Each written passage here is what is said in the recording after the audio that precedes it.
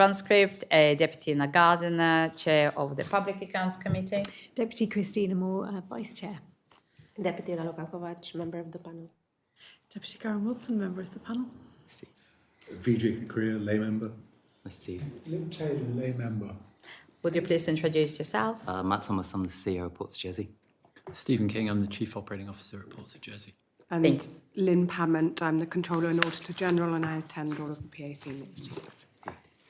Thank you. And we start with our first questions. Just a clarification for me as much as anything else. Of course. When you were written to by the chair asking the various questions about the governance arrangements for Ports of Jersey, you questioned whether or not Ports of Jersey fell within the scope of the review. Was that your view, or was that sort of collective view of the board? Or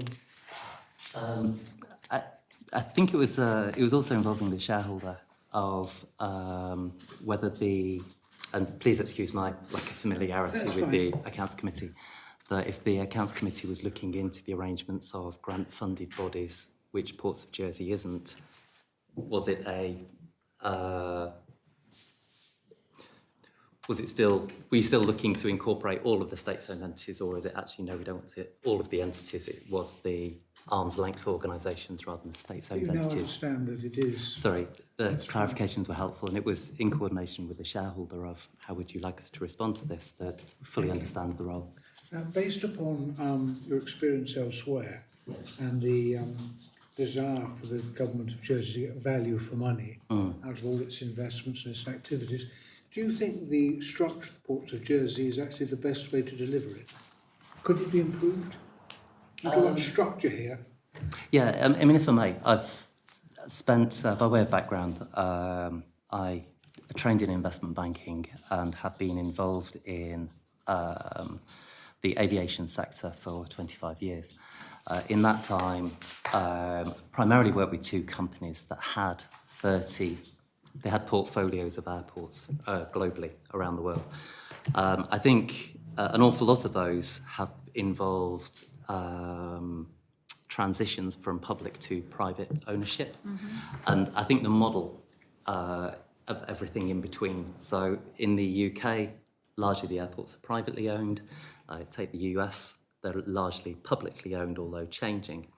And throughout Europe, there's somewhere in the middle, which will be typically there is a desire for a higher level of service or a significant construction project that may be complex or expensive. Maybe we award a concession agreement for a period of time to allow the private sector to bring its expertise. So I'm pretty familiar with every model from pure public ownership. The answer to my question is... So my answer is, actually, I think it's the right one. Okay. I think in a sweeping generalisation, I think typically what you find with the purely publicly owned and publicly operated airports and harbours, they tend to be quite inefficient. They tend to focus on the operation rather than on the customer, and they don't really think forward, plan forward for investments that are required. I think at the other end, if you have a pure private ownership model, the decision-making can lend itself to sort of 5 to 7 year returns, where in reality the investment horizons are 20 years plus, particularly when you're in a we're not in the UK, it's one of 30 odd airports or one of 20 odd ports. This is the only airport and the only harbour on the island. So I think actually the aspiration of incorporation is the right one, but I think we're 10 years old. I think we're a relatively immature company still. Okay, thank you very much. Now, the memorandum of understanding between Ports of Jersey and the government has changed. Yes. September 2025. Yes. Has it changed significantly from your perspective? What do you think is the major changes? No, not really.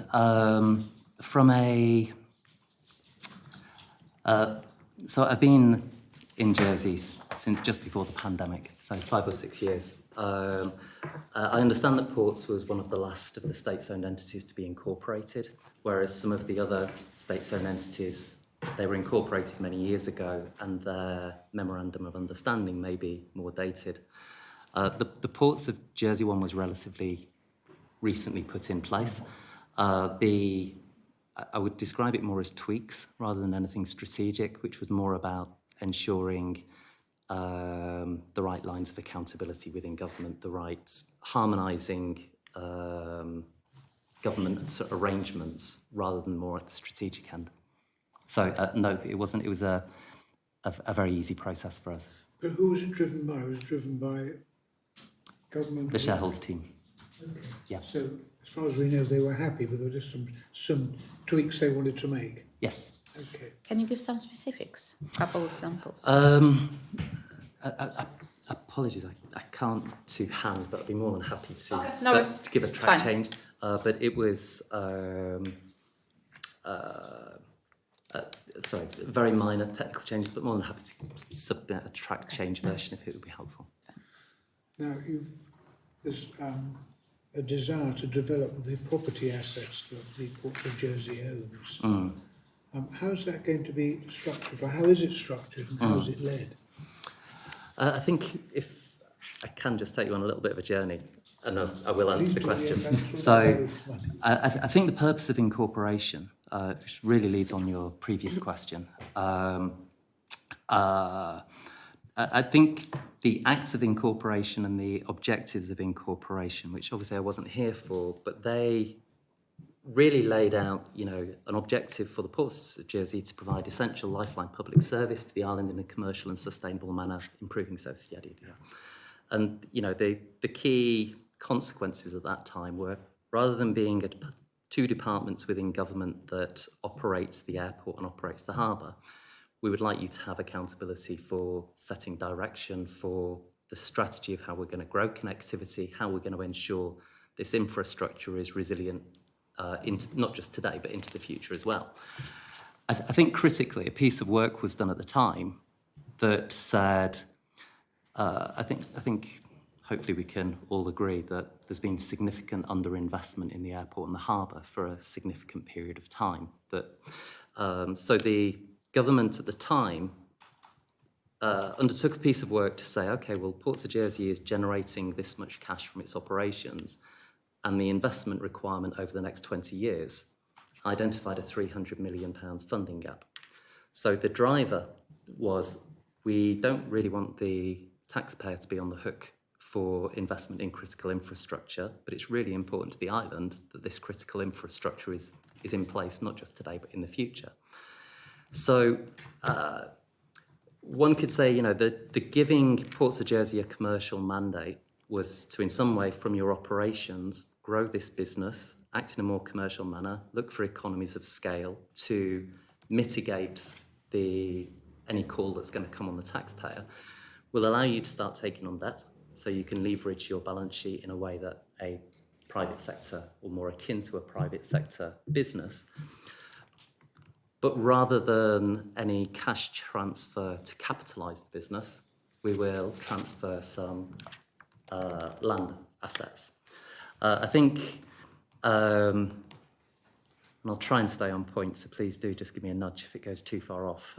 When we look at our... Interesting, thank you. If we look at our accountabilities for, for Ports of Jersey, the safe and secure operation and the compliant way of the airport and the harbour is always going to be the number one thing. So the investment in the critical infrastructure that is going to provide the resilience to the airport and the harbour will always be number one. I think within that, there are assets that we need to replace. We have changing regulatory demands from time to time. Sometimes as we expand, we need to invest in capacity, but also there are commercial investments that will help us to borrow more money and leverage our balance sheet. Now, if we look at our property portfolio today, it's about 10% of our overall income. And I'd say of that 10%, sort of 80 or 90% relates to business partners at the airport and business partners at the harbour. So we do have a small portfolio of real estate that I think is a quirk of incorporation. So typically in and around the historic harbours, whether that's Rosal or Gorey, St Brelaz, St Albans rather. The development opportunity... It's about commercialising the assets you've got. making better commercial use of them, Yeah. both to sustain the activities of the port and the airport, at the same time generating additional commercial entrepreneurial activities from that land as well. You've got it. And I think That is built into your business plans. um, It will be built into your yeah, business. that's probably a better way of putting it. That so the portfolio of real estate agreements we have today is one thing.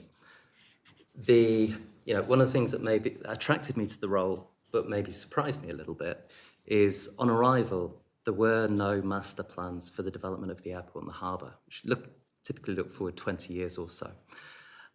If you and going through the process of building the master plans, you always start with, well, what are the demands on land for operational purposes? And then when we've exhausted that, we've optimised space as best as we can. We're using it as efficiently as we can. This space either is available for development today, or when we've, take the harbour master plan, if we're able to consolidate the port activities on Elizabeth, both the Lolo and the Ro-Ro, potentially it could free up New North Quay. New North Quay for development could be quite lucrative as a mixed-use development, but equally that would be more of a conversation with our shareholder and wider government about what's the best use. I'm just going to segue nicely Sorry. into the approval of strategies and business plans Yes. with the government. Yes. How does that work? So within our memorandum of understanding, and I believe it's the same for all the state-owned entities, that we have an obligation to produce a strategic business plan on an annual basis that looks forward 5 years. That business plan will go through, the Board of Ports of Jersey for its approval, into the shareholder for its approval, and then is discussed, in our case, with the Ports Policy Ministerial Group. And then you would then report back saying, this is how we've achieved, this is what the outcomes we were looking for. Absolutely. And how often does that happen? Well, internally, obviously, with the board meetings, we have roughly 8 board meetings a year. We also have quarterly shareholder meetings, which are primarily focused on finance, governance and risk. And then one of the more recent evolution was actually in Deputy Moore's time, was to create a clearinghouse or ensuring alignment with wider government, which as part of the, if I may, we have the Act of Incorporation, which is quite abstract in terms of its goals. We were producing 5-year business plans to deliver them, but there were a few areas that, well, what's the policy position on this? So at the start of 2024, but through 2023, in collaboration with government and wider stakeholders, we developed the port sectoral policy, which really provides, okay, that's government's vision, expectation, aspiration for the sector. So part of the creation of the port sectoral framework was also a Ports Policy Ministerial Group, which is 4 ministers, the Chief Minister, the Minister of Sustainable Economic Development, the Treasury Minister and the Infrastructure Minister, to really consider the wider Policy implications. Yeah. And then you got the beyond just the shareholder. the strategic activities in delivering those policy objectives. Yes. Yeah. I'm taking up far too much time. Chair. No, I And think it's really over to the next people. Really. there is a couple of Before I things I hobble would like over. to pick up before we go. And first of all, you mentioned strategic business plan. Yes. Is it published? I don't believe it is. It would be highly commercially sensitive. But there are other entities, Oh, state-owned sorry. entities that do publish their Sorry. business plan. That's probably not a decision for me in terms of publishing it. So Okay. we submit it to the shareholder. It certainly contains... But have the port considered to share with the public what are your plans going forward as at least it might be redacted, I don't know. We will request as a PC, we'll probably request and needs to be shared with the PNC confidential basis if it's not published. But is it something would you consider to, because the public who owns ultimately the owner of the company can see what are your plans for the next 5 years and be reassured that you are. Sorry, to the extent I'm empowered to, so, you know, with the shareholders' view on it, we could certainly, you know, there's things that are commercially sensitive in there. No, there is a commercial There's sensitivity, not- but there are strategic plans Sorry. how the ports will be developed, and I think What I was gonna public say is would be We happy would be to know. very happy to share. Okay, it's one thing. Second, very quickly, can you please state what your current statutory function as an organization, regulatory function, because you said that there is a change in regulatory demand. So what currently you have as you as a regulator, and you said what are the change in regulatory demands? Yeah, because as per your answer. Yeah, I mean, if I may, there's probably two sides to that. One is we have a multifaceted relationship with government, which is parts of it are very common for airports and harbours, and I think parts are unique to Jersey and the fact that we're, you know, an island community. So, you know, our relationship would straddle the typical shareholder relationship that you'd expect. We have compliance obligations on us. So whether that's from a pricing and competition or an airport regulator, the Director of Civil Aviation, that side. We have PSO, so Public Service Obligation Responsibilities. They include looking after airspace above a certain height on behalf of the French and UK governments. One of them is to coordinate the search and rescue responsibilities for the island. In that regard, we have more of a regulatory, so we are the regulator as opposed to being the regulated body. And then we also, there are times when we'll work with government to develop policy or work in partnership. The comment that I was making just now about the changing regulatory demands, that's more associated with the process of building investment plans on a 20-year horizon. So if I may, if I went back 5 years to 2020, it was known in the industry that a different sort of security equipment was mandated for all airports in Europe to use. Okay, that equipment is actually bigger than a previous equipment. So for some airports, that meant the whole building had to be expanded to be able to fit it in. The comment I was making about changing regulatory demands, it's that 20-year look forward to try and anticipate changes that are coming. In recent times, have there been any material changes to the regulatory structure in which we operate? Not really. The biggest one is post-Brexit. The Civil Aviation Authority, which is the UK's safe aviation regulator. My question probably, if I may, you're acting as a regulator and you have enforcement powers. And for example, how many enforcement actions have you carried out over the past 5 years? Would it be possible to supply that to you? So, Absolutely. That's what I within would... the public service obligation. So I'd say that's one of the quirky parts, that it's unusual for a company to be responsible for search and rescue. The fact that we are is absolutely fine. You know, I think it begs the question, well, if we won't do it, who would do it?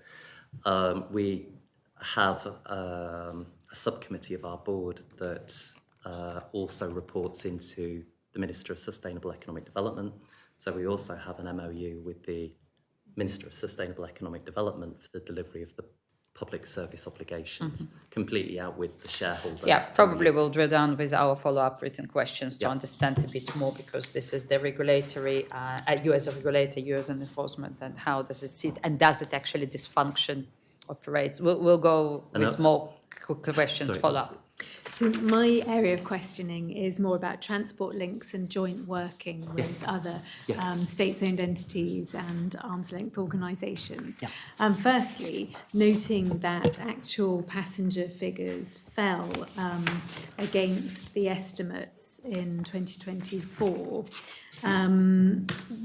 could we ask, please, what joint work have you done with organisations that also market Jersey externally, such as, of course, Visit Jersey, Jersey Business, and Jersey Finance, when considering marketing opportunities to promote the island? For sure. And again, sounds like quite a small question, but there's an awful lot to that. So in terms of arriving in Jersey in 2019, and this is the 12th airport I've been involved with, you're never quite sure how optimal are the efforts to grow a particular airport's connectivity. I think what became quite clear to me on arrival is, okay, it's quite a young company. The integrated approach to growing connectivity, the role of the wider set of stakeholders, including government, in growing connectivity, maybe was still quite young, maybe not quite understood, if I may. I think the understanding is, why do we have connectivity? Well, it's so islanders can travel and tourists can get here, maybe missing just how important it is for the efficiency and the productivity of our business sector and our finance sector. So on arriving in 2019, and it certainly wasn't my plan to move just before a pandemic, I would say real upside opportunity to grow Jersey's connectivity. You will recall the first few days of the pandemic, Flybe collapsed. So Flybe was about a third of Jersey's connectivity. And in my industry, we talk about shock events. A shock event, maybe 9/11 or that volcano in Iceland. But they were shock events that maybe impacted demand 5 or 10%. The industry has never had a pandemic where for 2 or 3 years there was no normal service. So in that time, our focus is very much on the supply side of connectivity. So do we have the commercial agreements in place with airlines which will persuade them to operate to Jersey? So that's half the battle. Mm-hmm. The other half is how do you fill all the seats and how do you stimulate the demand side? So our role is much more on the supply side. So the kind of things that we've done is, we have 5-year agreements in place with all of our airline partners. We're able to bring in Jet2. We got EasyJet to grow on some of the routes that Flybe were operating. As you recall, the rescue of Blue Islands to ensure that we had lifeline connectivity, yada, yada, yada, yada. The foundations, I would say, for growth, and particularly growth into Europe, are there. But let's not forget that the airlines are all privately owned. So they are looking typically for a 14 or 15% return on capital employed. If they get that, they'll keep growing until it comes back down again. If they don't get 14 or 15%, they'll reduce their services. So I think where Jersey is now, and round about the same time as the port sectoral framework was created, the visitor economy strategy was created because it was really identifying that, hang on a second, if we're not able to successfully market and attract visitors to the island, it really doesn't matter what incentives we're giving the airlines, they're not going to grow. So I think we have a very close working relationship, particularly with Visit Jersey. So I will attend many of their board meetings as an observer, but I don't sit on their board, to be clear. We have quite a symbiotic relationship. So typically within an airline contract that we have, it will determine things like what are the fees and charges, what are the passenger landing fees.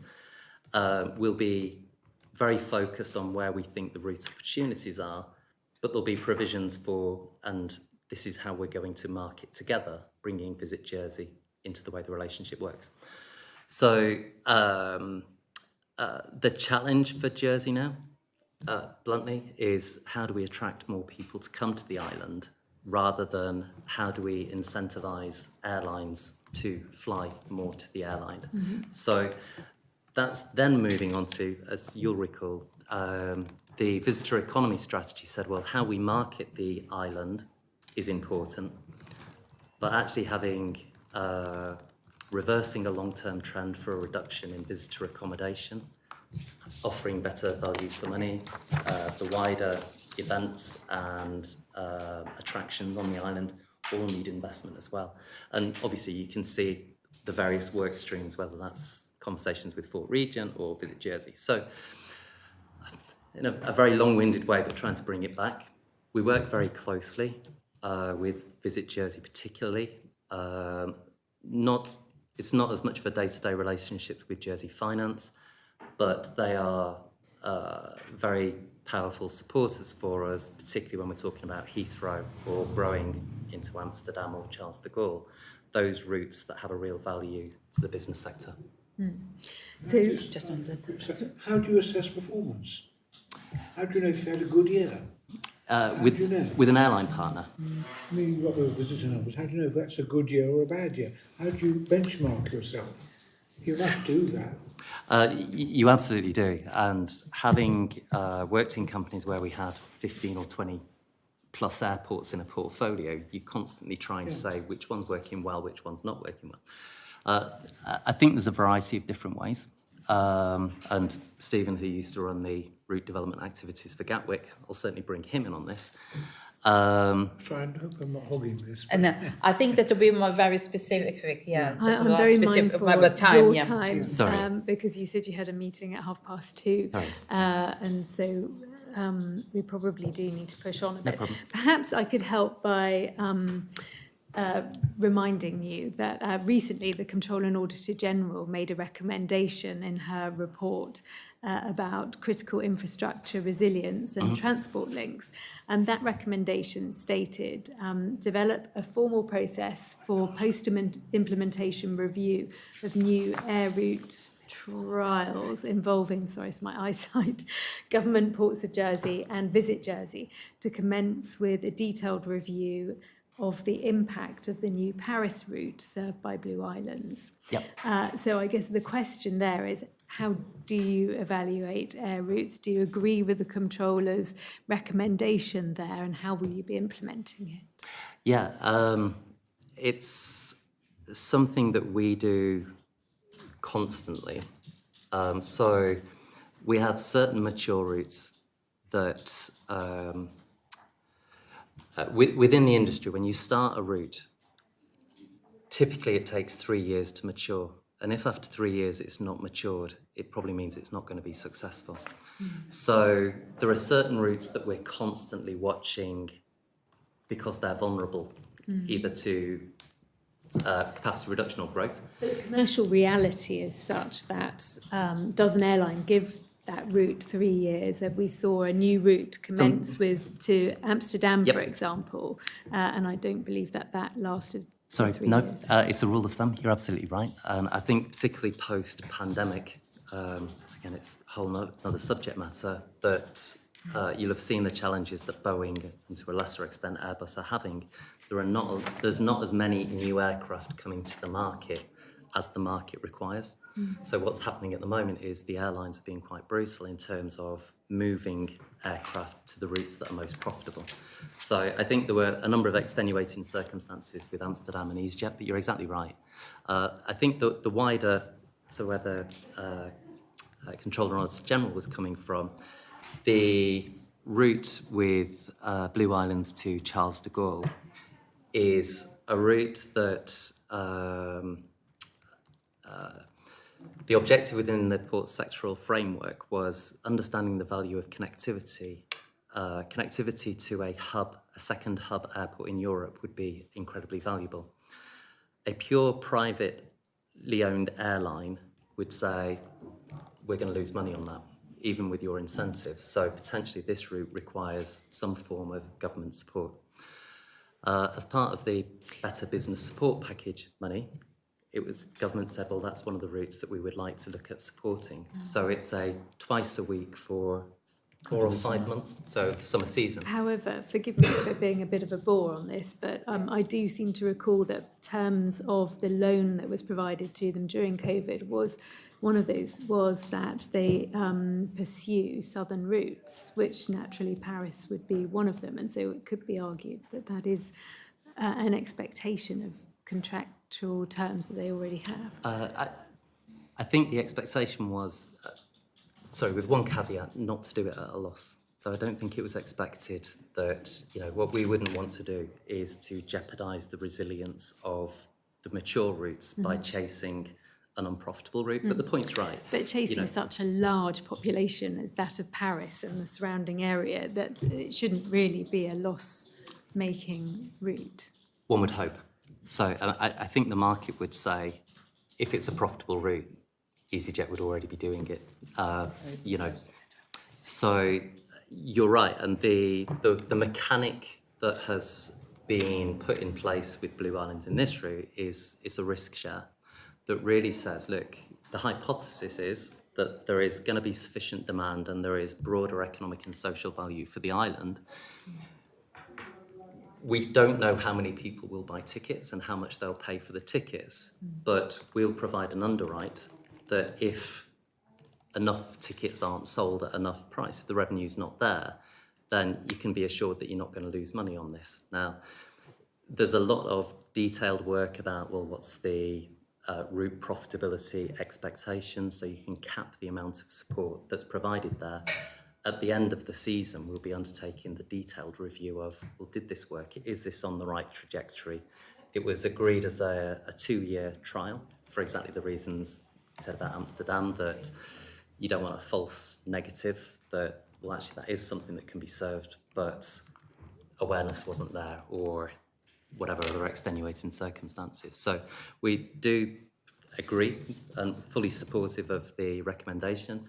It would happen with us and with government as a matter of course. And Okay. I think there's always a little bit of context, or there are certain dynamics with different routes, so it's not a one-size-fits-all. It depends on what incentive was provided and then did that incentive work. Okay, thank you. And how do you think that ports could work more effectively with other arm's length organisations and state-owned entities? Would you have any of your own recommendations for our review?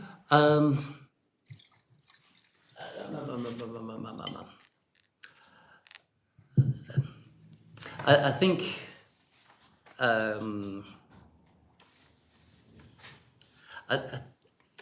genuinely think there are opportunities to work closer together and to become more aligned. It's reconciling that with the individual responsibilities that each of us has. So the Treasury Minister, who is the shareholder minister for the state-owned entities, over the last 2 years, she's introduced sort of 6 monthly get-together for the six state-owned entity CEOs, I think it's 6, to actually look at areas of common interest, or how do we ensure that as we look forward, for example, if we invest very significantly in the harbour, it's a good chance that with the introduction of electric ferries at some point in the future, the power requirements are going to be significantly different than they are today. We can't find out 5 minutes before it opens that we need another cable to France, for instance. So bringing forward, I think there's a process that is happening and evolving anyway, and there's a lot of ad hoc, so at the moment, the cargo centre at the airport, JEC put solar panels all over the top. Is moving the ad hoc into more structured engagements where the opportunities. You mentioned earlier your property portfolio and the potential within that. So Yes. would you potentially partner with the regeneration and development Absolutely. aspects of Sorry, the estates? absolutely. So Yes. I think at the moment the bulk of our investment, and so we've invested, over £100 million since incorporation, has been primarily in the critical infrastructure.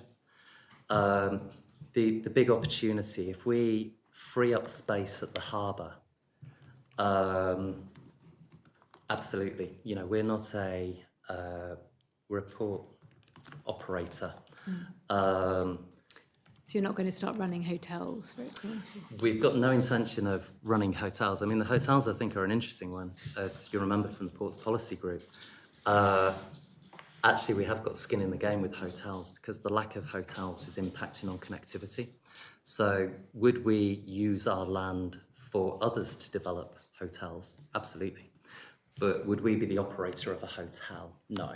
Or if with a much wider set of stakeholders, we said, actually, on your land, undertake housing development, well, there'd be a conversation with JDC or with Andium, for instance. But we've not quite got to that stage. You know, we've got to the stage of when the port redevelopment is complete in sort of 3, 4, 5 years' time, land will be freed.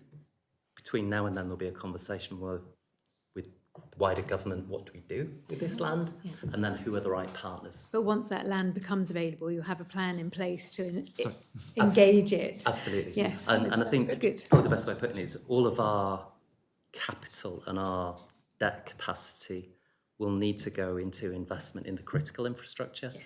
So, you know, we'll be waiting 10 or 15 years if it's for us to have the money. So it's, you know, the land that isn't required for the airport or the harbour, it should be used to social economic gain for the island. Thank you, that's very clear. My one question and a very quick question. Can you please outline the process the board go through to agree remuneration and bonuses?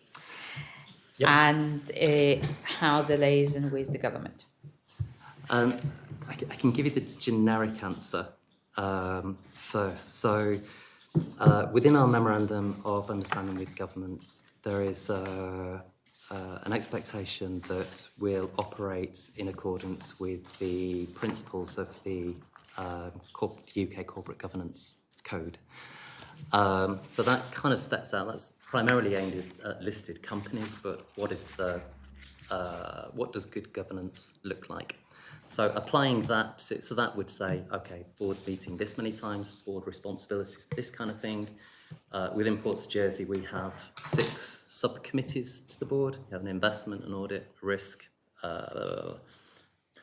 remuneration, nomination, and the Harbour and Airport Authority. In this case, I'll ask quick, because of the time, very specific question. For example, when I looked at, we have whatever remuneration agreed with the government, and we have the bonus system. Yep. What was the delivery, for example, in 2024? And if I'm looking at the whatever was published, it's in the public domain, that relate to the bonuses that were paid out. So what was delivered above and beyond what was expected?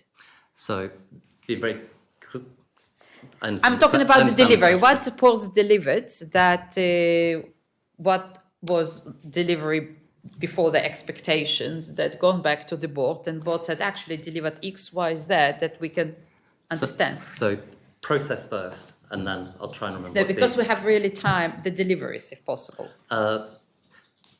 The 5-year business plans that we have will have milestones and Specific for expectations. 2024. But let's go to the Sorry, back. so our forward, we have 4 strategic priorities for the business that relate to connectivity in our customer, to investment activities, to people, and to our environmental transitions. So that's at the heart of our business plan, which the shareholder and the board set for us as the executive to deliver. Within that, the construct of the incentive program for executives, roughly half of it is to do with financial performance, and roughly half of it last year was related to particular milestones relating to either connectivity, investment appraisals, investment activities, employee experience, customer experience, and environmental transitions. So, for example, securing planning approval for the Harbour Master Plan development. That was a goal that I recollect was part of the non-financial side. So 50% is financial, 50% is defined objectives that we would like to see delivered. So maybe we need to write to the board and to understand the criteria. The reason the process is important, sorry, is obviously I have no say. We know, that is what I'm asking, what ports delivered, and I'm not asking you how the number was determined. I'm asking for understanding of the public, what we received above than the process, business as usual. Sorry, and that's it. So the process is then Yeah. very typical against the business plan. The business plan goes up to the shareholder. The shareholder and the board agree what the business plan is. They then make a proposal to the shareholder. Yeah, I understand. Yes. Simple Yeah. question. Yeah. I haven't looked, I should know, is remuneration report in your annual report? Yes. Yes. So that sets out from the remuneration committee the The basis process. of employment and the Yes. reason and the justification in their views for the monies that's been paid. Yes. Thank you. Okay, thank you. Vijay, thank you. Hello. Hi. So you've touched on the fundamental tension between the States of Jersey as a shareholder and your own role as a director of a state-owned entity. And this is alluded to in the MOU. There's a set of objectives for the States of Jersey ownership of shares, which include encouraging sustainable growth in the economy and wider policy objectives. And there are a separate set of Ports of Jersey objectives, principally as you'd expect to carry out your fundamental obligations and your public service obligations. But in addition, I think the starting point, and again, one of the attractions to the role in coming here is obviously we have the ability to touch every islander's life in a variety of different ways. You know, if anyone that wants to travel to or from the island, or goods that come to or from the island, we will be involved in the process. I'm not sure if tension's the right word. Because shareholder relationships I've been managing for most of my career. And in many ways, the shareholder aspect regarding finance, governance and risk is very similar to private sector roles that I've had. I think the point that you're driving at is more how do you ensure that the wider ability to deliver social, economic and environmental impacts are incorporated into our decision making and the way we run the business. The way I reconciled that at the outset was, you know, we as an island don't have a Department of Transport, and so we're an island of 105,000 people. A lot of the detailed understanding of the way aviation and maritime matters work at an international level, because particularly in the aviation side, we work in an international market. It's acquired knowledge that maybe the island's not going to have. So my way of interpreting this was I will write the strategic business plan as if I am the minister responsible for Ports of Jersey. There's a commercial dimension to that, which says effectively, we want you to ensure the critical infrastructure. We want that first and last impression of the island, but we don't want you to be a burden on the taxpayer. So we want you to be commercial, but maybe not everything, you know. We don't want you to start charging people to drop off passengers at the front of the terminal. So there's this, you know, how do we unlock value through our commercial activities, but the wider sense of we have the ability to be a catalyst for economic and social development on the island. I think that's it's very laudable. It's very motivating for us and our teams. It just requires very, very close dialogue for what does that actually mean at a nuts and bolts level, which is really why the sectoral policy framework was so important, because that then starts to drill into a shareholder relationship, finance, governance and risk. Well, shoot me if I get those things wrong, because they're very similar to other private entities. Whereas these wider considerations of using ports land to develop a hotel, that definitely wouldn't be the most lucrative use of a piece of land. It would be probably more akin to developing of housing. Okay, how do we say this parcel of land, what's the right thing to do with it? And ultimately the Ports Policy Group said, well, we'd like you to explore developing visitor accommodation. I think things like net zero transitions, I would say that's phenomenally important, and it's more akin to our license to operate that you're a good social citizen, but it comes at a price. So then to try and work out, well, given the dynamics of the island and arguably our electricity is already clean, transport is disproportionately important. Do you want us to prioritise this as part of the decarbonisation roadmap? Or do you want to say, don't worry about that, just concentrate on the growth? And I think it's a balance, you know, and it requires trust, it requires very open and mature conversations to then try and constantly strike a balance. Yeah. Understood. And so presumably the takeaway from all of that is that in these circumstances, you would require shareholder approval to undertake something, to take a route or an activity that would be not necessarily financially the optimum route. Oh, sorry. So our 5-year business plans take the policy into a roadmap. The shareholder has the ability to approve everything that's in our business plan. And then we operate a no surprises culture. So if something comes out of left field, we would interact with our shareholder to say if it was in this kind of area of, you could, you know, there's different ways you could interpret what the right thing to do would be. I think, you know, and certainly in recruiting Stephen, if in doubt, you do what's in the island's best interests. Okay, and the process for meeting with government and establishing these authorisations and the business plan, that's, you mentioned it's a 5-year business plan. How often is that updated? Every 5 years, or is it flexed annually? Sorry, it's flexed annually, Flexed and that's a requirement of the MOU that we have with government. Thank you. And looking at ministers from a wider perspective who may not necessarily be directly involved in your activities and perhaps the ports sectoral framework or the port minister relationship, how do you manage the relationship between policy directives from other parts of government?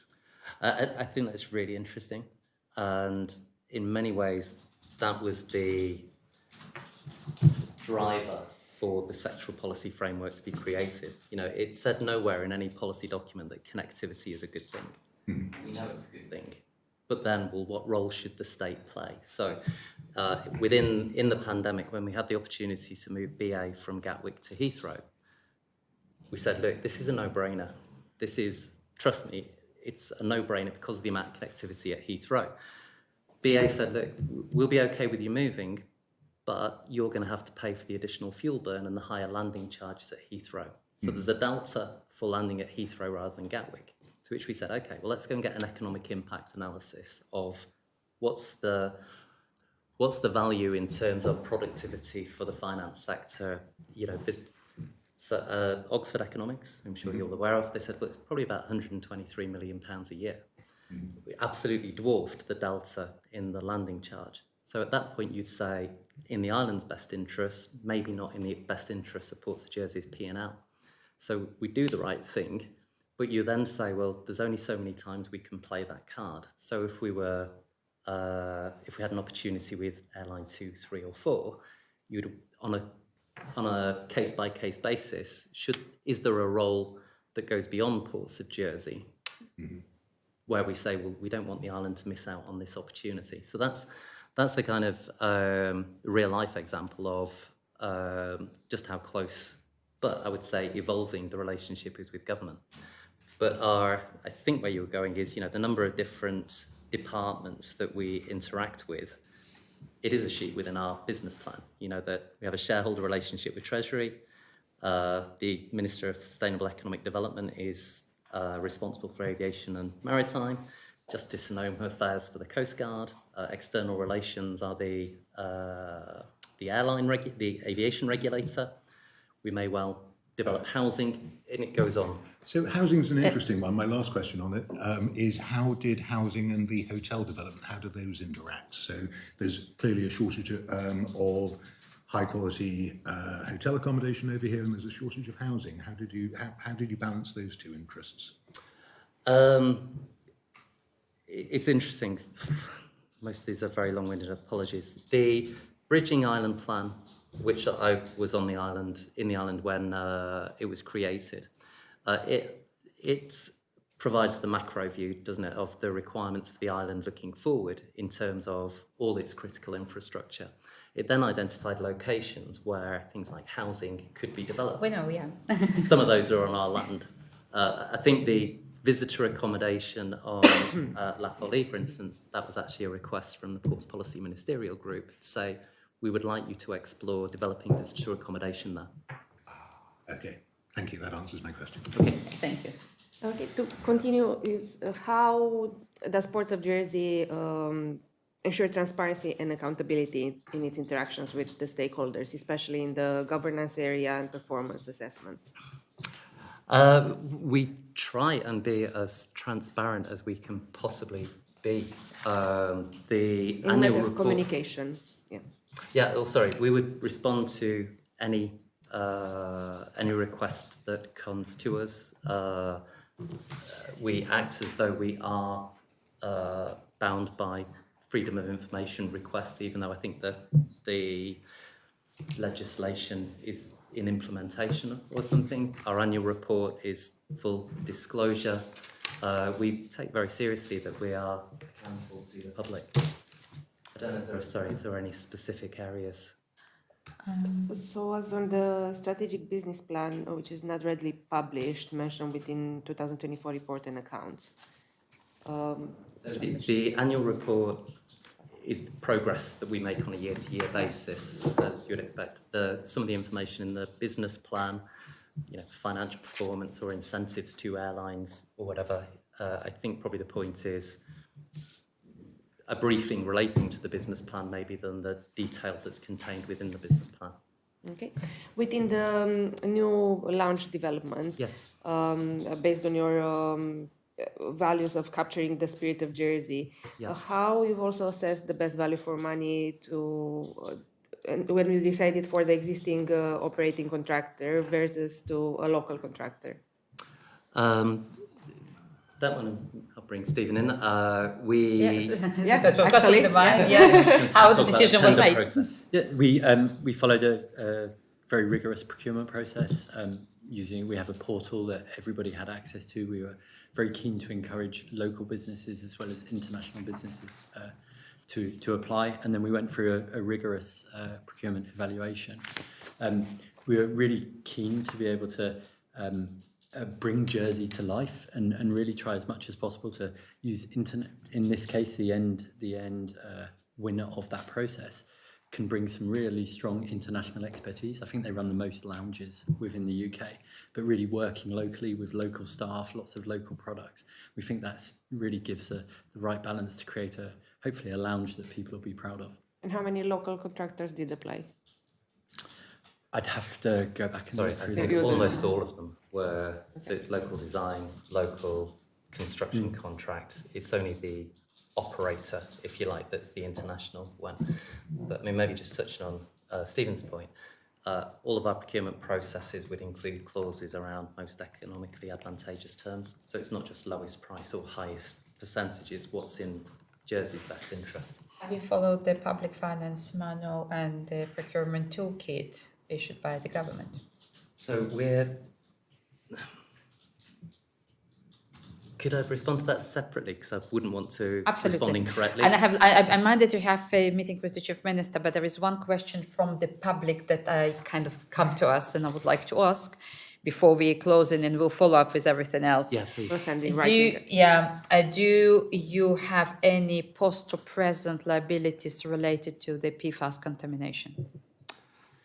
So again, it's probably one that to get a very clear written answer, but the on incorporation of Ports of Jersey, so bear in mind all of the PFAS was pre-Ports' incorporation, so it was in the 1990s. The way in which it was captured at incorporation is the liability to Ports of Jersey is for provision of water rates for affected properties related to. Mm-hmm. So we do have a liability there that we meet each year. So if somebody had a borehole that they used that became contaminated, the obligation over time on Ports of Jersey has been to provide mains connection, and then provide a written answer to it as well, is to then, if not to provide the cost of the water rates to the affected household. So there are some liabilities, we'll follow it up. And so has Ports of Jersey liability been disclosed to the insurers, auditors, lenders? Yes. So it has yes. included. Okay. Thank you very much for your time. You're And very thank you welcome. very much for all your questions. And we would follow up with Please more do. details. And the public hearing is closed. Thank you. Apology, it took a bit longer, but we just tried to No problem.